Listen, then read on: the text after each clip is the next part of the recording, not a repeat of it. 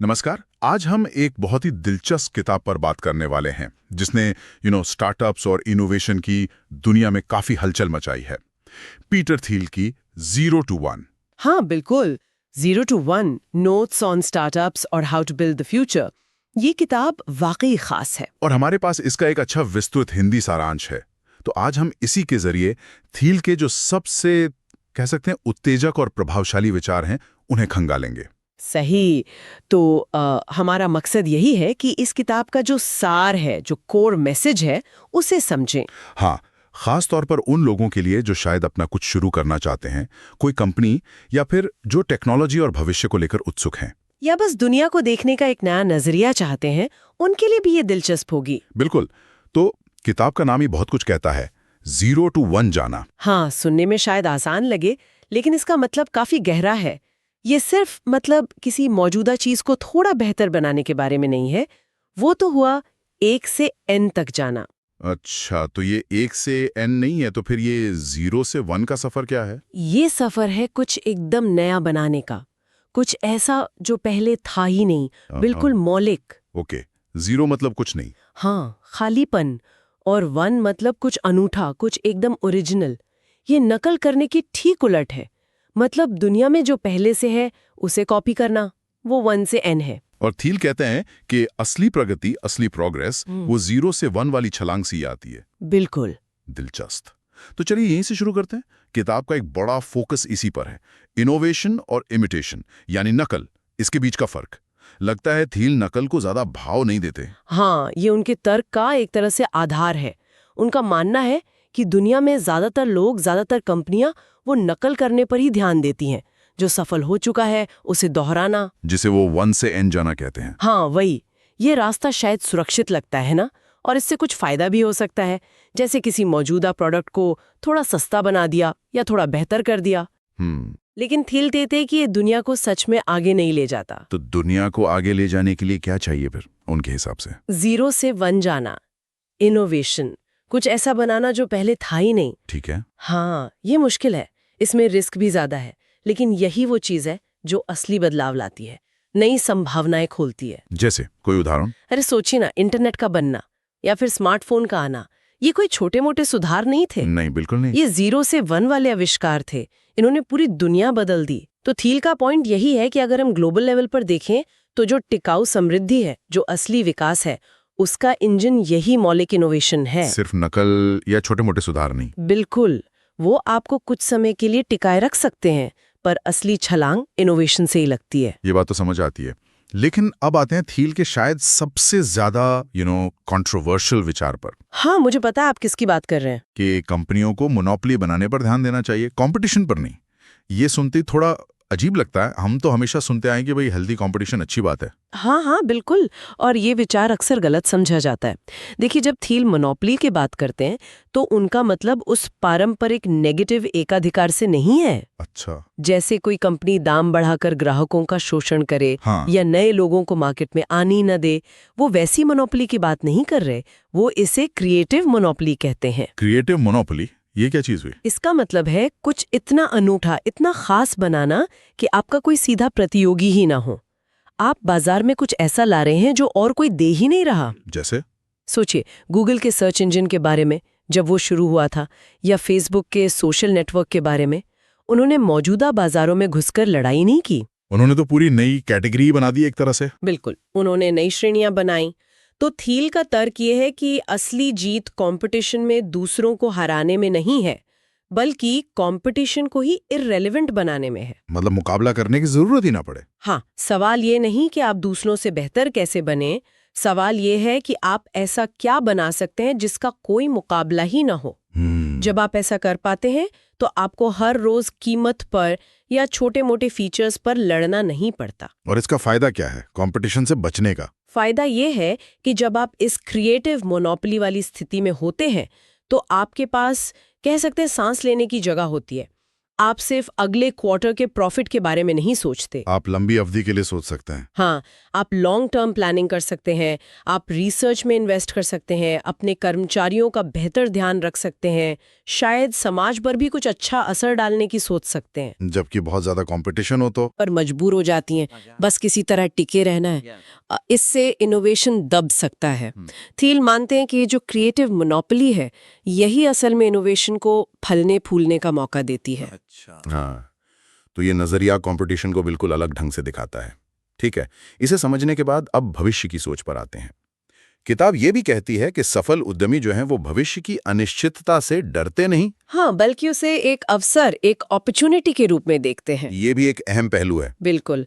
देखिए, भविष्य कैसा होगा ये तो कोई पक्के तौर पर नहीं जानता, सही बात है। और ये अनिश्चितता, ये अनसर्टेनिटी बहुत से लोगों को डराती है, या फिर वो इसे नजरअंदाज कर देते हैं। लेकिन थील का मानना है कि सफल उद्यमी, खासकर वो जो 0 से 1 जाना चाहते हैं, वो भविष्य के बारे में एक्टिवली सोचते हैं। वे सिर्फ अनुमान नहीं लगाते कि क्या होगा, वे भविष्य की एक तस्वीर बनाते हैं कि दुनिया कैसी होनी चाहिए। और फिर उस तस्वीर को हकीकत बनाने की कोशिश करते हैं। बिल्कुल, वे भविष्य को बस पैसिवली होने वाली चीज की तरह नहीं देखते, वे मानते हैं कि भविष्य को आकार दिया जा सकता है। तो वे सवाल पूछते हैं। हाँ, वे पूछते हैं आने वाले 10, 20, 30 सालों में दुनिया कैसी दिखेगी, कौन सी बड़ी समस्याएं होंगी जिन्हें हल करने की जरूरत पड़ेगी, कौन से बड़े अवसर होंगे, और फिर वे आज ही उन अवसरों को पकड़ने और उन समस्याओं को हल करने के लिए काम करना शुरू कर देते हैं। इसमें टेक्नोलॉजी का क्या रोल है? स्रोत में लिखा है कि टेक्नोलॉजी और इनोवेशन भविष्य के असली इंजन हैं। हाँ, निश्चित रूप से। टेक्नोलॉजी वो सबसे पावरफुल टूल है हमारे पास जिससे हम भविष्य का निर्माण कर सकते हैं। ये हमें वो काम करने की ताकत देती है जो पहले शायद असंभव लगते थे। लेकिन यहाँ एक पेंच है, सिर्फ टेक्नोलॉजी होना काफी नहीं है। अच्छा। हाँ, महत्वपूर्ण ये है कि उस टेक्नोलॉजी का इस्तेमाल किस दिशा में हो रहा है। क्या हम उसका इस्तेमाल सिर्फ मौजूदा चीजों को थोड़ा बेहतर बनाने के लिए कर रहे हैं, मतलब 1 से n, या फिर कुछ बिल्कुल नया, कुछ क्रांतिकारी बनाने के लिए 0 से 1? बिल्कुल। थील इसी पर जोर देते हैं कि हमें टेक्नोलॉजी का इस्तेमाल एक बेहतर भविष्य के विजन को साकार करने के लिए करना चाहिए। सिर्फ टेक्नोलॉजी के पीछे भागना काफी नहीं है, विजन भी चाहिए। भविष्य की बात करते हुए एक और बड़ा दिलचस्प कॉन्सेप्ट है किताब में, रहस्य या सीक्रेट्स का। किताब कहती है कि दुनिया में अभी भी बहुत से राज छिपे हैं। इसका क्या मतलब है? कोई जासूसी कहानी तो नहीं? हाँ, नहीं, जासूसी कहानी नहीं। थील का रहस्य या सीक्रेट से मतलब है कोई महत्वपूर्ण सच्चाई जिसके बारे में ज्यादातर लोग नहीं जानते, या शायद जिस पर यकीन नहीं करते। ये प्रकृति के बारे में कोई गहरा राज हो सकता है, या इंसानी व्यवहार के बारे में कोई अनदेखी सच्चाई। ओके। उनका मानना है कि दुनिया अभी पूरी तरह समझी नहीं गई है, अभी भी खोजने के लिए, जानने के लिए बहुत कुछ बाकी है। तो महान कंपनियां इन रहस्यों को खोज कर बनती हैं, ऐसा? हाँ, उनका तर्क यही है। हर महान बिजनेस, हर बड़ा ब्रेक थ्रू किसी ऐसे सीक्रेट पर आधारित होता है जो दुनिया से छुपा हुआ था। कोई उदाहरण? हाँ, जैसे Airbnb का उदाहरण दिया जाता है। ये इस विचार पर बनी कि लोग अजनबियों को अपने घर में रहने देंगे और खुद भी अजनबियों के घर में रहेंगे। सुनने में तो अजीब लगता है। बिल्कुल, शुरुआत में ज्यादातर लोगों को ये पागलपन लगता था। ये एक रहस्य था, मेरा मतलब है इंसानी भरोसे की एक अनदेखी संभावना। अच्छा। तो इसे खोजने के लिए आपको सवाल पूछने होंगे, खुद से, दुनिया से। ऐसा क्या है जो सच है लेकिन जिस पर ज्यादातर लोग सहमत नहीं हैं? ऐसी कौन सी जरूरी सच्चाई है जिसे समाज नजरअंदाज कर रहा है? ये वाकई सोचने वाली बात है। ऐसा लगता है जैसे हम रोजमर्रा की भागदौड़ में कितनी चीजें अनदेखी कर देते हैं, मान लेते हैं कि बस यही है। हाँ, तो इसका मतलब है कि हमें दुनिया को थोड़ी शक की नजर से देखना चाहिए। ये मानकर नहीं चलना चाहिए कि सब कुछ पता है। हाँ, एक तरह से हाँ। इसका मतलब है जिज्ञासा बनाए रखना, जो स्थापित मान्यताएं हैं उन पर सवाल उठाना और गहराई में जाने की हिम्मत रखना। थील कहते हैं कि ये मानना कि अब खोजने के लिए कोई रहस्य नहीं बचा है, ये बहुत निराशावादी सोच है और खतरनाक भी, क्योंकि अगर हम मान लेंगे कि सब कुछ खोजा जा चुका है तो हम नया बनाने की कोशिश ही क्यों करेंगे? सही बात है। तो रहस्यों में विश्वास रखना ही हमें इनोवेशन की ओर धकेलता है। ठीक है, तो एक अनोखा आइडिया चाहिए जो शायद किसी रहस्य पर आधारित हो। भविष्य का एक विजन चाहिए। पर क्या इतना काफी है 0 से 1 जाने के लिए? किताब टीम और कंपनी कल्चर की ताकत पर भी बहुत जोर देती है। हाँ बिल्कुल, और ये बहुत जरूरी पॉइंट है। एक शानदार आइडिया होना सिर्फ शुरुआत है, उसे हकीकत बनाना, खासकर जब आप कुछ बिल्कुल नया कर रहे हो, वो बेहद मुश्किल होता है। अक्सर होता है। और यहीं पर टीम और कल्चर की भूमिका आती है। हाँ बिल्कुल। थील कहते हैं कि एक स्टार्टअप एक टीम की तरह होता है जिसे एक बहुत मुश्किल मिशन पूरा करना है, और इस टीम का तालमेल, उनकी केमिस्ट्री, उनका कल्चर, ये सब सफलता के लिए बहुत निर्णायक हो सकता है। ऐसा क्यों? एक अच्छी टीम क्यों इतनी जरूरी है? सिर्फ स्किल्स काफी नहीं? नहीं, सिर्फ स्किल्स नहीं, क्योंकि 0 से 1 का रास्ता सीधा नहीं होता। उसमें बहुत उतार चढ़ाव आते हैं, अनिश्चितता होती है, गलतियां होती हैं, कई बार तो पूरी दिशा बदलनी पड़ती है। हाँ, ये तो होता है।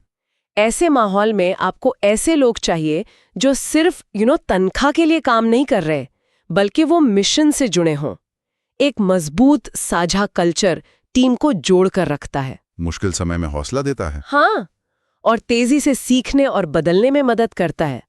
पेपैल का उदाहरण वो अक्सर देते हैं, जिसे बाद में पेपैल माफिया के नाम से जाना गया। हाँ, सुना है। बनाई जैसे टेस्ला, लिंक्डइन, यूट्यूब। अरे वाह।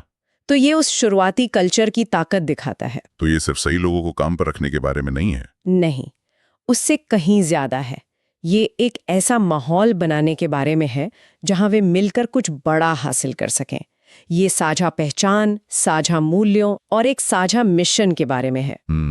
थील तो यहां तक कहते हैं कि शुरुआती टीम के सदस्य लगभग एक पंथ की तरह होने चाहिए, मजबूती से जुड़े हुए और अपने लक्ष्य के प्रति पूरी तरह समर्पित। पंथ, ये तो सुनने में थोड़ा ज्यादा नहीं हो गया? हाँ, शायद सुनने में थोड़ा अजीब लगे, लेकिन उनका मतलब है गहरी प्रतिबद्धता, आपसी विश्वास, जो उस मुश्किल सफर के लिए जरूरी है। ये सिर्फ स्टार्टअप्स के लिए ही नहीं, किसी भी प्रोजेक्ट या टीम के लिए जरूरी है जहां कुछ नया और मुश्किल करने की कोशिश हो रही हो। अब एक और समीकरण पर आते हैं जो किताब में है। Technology plus vision equals to सफलता। इसका क्या मतलब है? इसका सीधा सा मतलब है कि ना तो अकेली टेक्नोलॉजी सफलता की गारंटी है और ना ही सिर्फ एक अच्छा विजन। दोनों का मेल जरूरी है। अच्छा। हाँ, सोचिए, दुनिया में बहुत सी कंपनियां हैं जिनके पास शानदार टेक्नोलॉजी होती है लेकिन वे असफल हो जाती हैं। हाँ, होता है। क्यों? शायद उनके पास कोई स्पष्ट दिशा नहीं थी, कोई मजबूत विजन नहीं था कि उस टेक्नोलॉजी का आखिर करना क्या है, कहाँ लेकर जाना है इसे। और दूसरी तरफ सिर्फ विजन होने से भी काम नहीं चलता अगर टेक्नोलॉजी ना हो तो। नहीं, आपके पास दुनिया बदलने का कितना भी बड़ा सपना क्यों ना हो, अगर आपके पास उसे हकीकत बनाने के लिए जरूरी टेक्नोलॉजी नहीं है या उसे इस्तेमाल करने की समझ नहीं है, तो वो सपना सपना ही रह जाएगा। सफलता तब मिलती है जब एक महत्वाकांक्षी स्पष्ट विजन को सही कटिंग एज टेक्नोलॉजी के साथ जोड़ा जाता है। ये संतुलन बनाना मुश्किल होगा। बहुत मुश्किल। टेक्नोलॉजी तेजी से बदलती है और एक मजबूत विजन बनाना और उस पर टिके रहना भी आसान नहीं होता। अक्सर कंपनियां या तो सिर्फ टेक्नोलॉजी के पीछे भागती रहती हैं, नए नए ट्रेंड्स के पीछे, या फिर उनका विजन इतना बड़ा होता है कि वो जमीन पर उतर ही नहीं पाता। बिल्कुल। थील कहते हैं कि महान कंपनियां वो होती हैं जो इन दोनों को साधने का रास्ता ढूंढ लेती हैं। विजन बताता है कहाँ जाना है और टेक्नोलॉजी बताती है कैसे जाना है। दोनों साथ चलेंगे तभी बात बनेगी। ठीक है, तो ये सारे सिद्धांत, इनोवेशन, क्रिएटिव मोनोपोली, भविष्य की सोच, रहस्य, टीम, विजन, टेक्नोलॉजी, इन सब बातों को ध्यान में रखते हुए ये किताब आज भी क्यों इतनी प्रासंगिक लगती है? ये 2014 में आई थी। टेक्नोलॉजी की दुनिया तो तब से बहुत बदल गई है। हाँ, टेक्नोलॉजी बदली है, लेकिन इसकी प्रासंगिकता इसके मूल सिद्धांतों में है, जो समय के साथ बदलते नहीं। जैसे पहला, मौलिकता पर जोर देना। नकल करने के बजाय कुछ नया बनाने की चुनौती तो हमेशा रहेगी। दुनिया की समस्याएं बदलती हैं, नए अवसर पैदा होते हैं और उन्हें हल करने के लिए हमेशा 0 से 1 वाली सोच की जरूरत होगी। सही है। और दूसरा बड़ा सबक है मोनोपोली के बारे में सोचना, मतलब सिर्फ compete करने के बजाय कुछ अनूठा वैल्यू बनाना। आज का माहौल तो और भी ज्यादा कॉम्पिटिटिव है, तो ये सोच और भी जरूरी हो गई है। तीसरा, भविष्य के बारे में सक्रिय रूप से सोचना और उसे बनाने की कोशिश करना। चौथा, रहस्यों की तलाश जारी रखना, ये मानना कि अभी भी बहुत कुछ जानना और खोजना बाकी है। और पांचवा, एक मजबूत टीम और कल्चर का महत्व। ये किसी भी मुश्किल लक्ष्य को पाने के लिए नींव का काम करता है। ये बातें तो हमेशा रेलेवेंट रहेंगी, है ना? हाँ, ये तो है। तो इसका निचोड़ ये है कि ये किताब सिर्फ स्टार्टअप कैसे बनाएं इसकी कोई रेसिपी बुक नहीं है। नहीं, बिल्कुल नहीं। उससे कहीं बढ़कर है। ये सोचने का एक तरीका सिखाती है, एक माइंडसेट देती है। किस तरह का माइंडसेट? ये चुनौती देती है कि हम आम धारणाओं से आगे सोचें, रिस्क लेने से ना डरें और सिर्फ दुनिया जैसी है उसे स्वीकार करने के बजाय उसे बेहतर बनाने की जिम्मेदारी लें। ये हमें याद दिलाती है कि इंसानियत की तरक्की नकल से नहीं बल्कि सृजन करने से होती है। सिर्फ ट्रेंड्स का पीछा करने के बजाय अपनी अनोखी राह बनाने की प्रेरणा देती है। बिल्कुल सही। बहुत खूब। तो आज हमने पीटर थील की 0 to 1 के कुछ बेहद अहम विचारों पर काफी गहराई से बात की। हमने देखा कि कैसे मौलिक इनोवेशन नकल से बेहतर है, क्यों कंपटीशन से हटकर एक क्रिएटिव मोनोपोली बनाना फायदेमंद हो सकता है, भविष्य को लेकर एक सक्रिय सोच क्यों जरूरी है, कैसे दुनिया में अभी भी रहस्य छिपे हैं जिन्हें खोजा जा सकता है, और हाँ, एक मजबूत टीम और स्पष्ट विजन के बिना सफलता अधूरी है। सही कहा। और अगर इस पूरी चर्चा का एक सार निकालना हो एक लाइन में, तो वो शायद ये है, अगर हमें वाकई दुनिया को आगे बढ़ाना है, असली प्रगति करनी है, तो हमें सिर्फ 1 से n जाने से, मतलब मौजूदा चीजों को सुधारने भर से संतुष्ट नहीं होना चाहिए। हमें 0 से 1 जाने की हिम्मत करनी होगी। हाँ, वो बनाने की जो पहले कभी था ही नहीं। बहुत बढ़िया।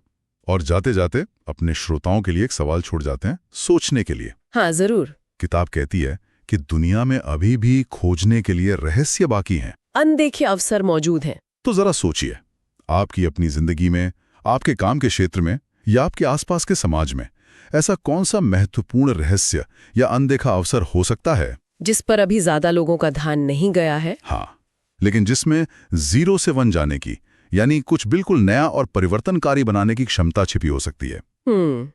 ये सोचने लायक सवाल है। बिल्कुल, इस सवाल पर विचार जरूर कीजिएगा।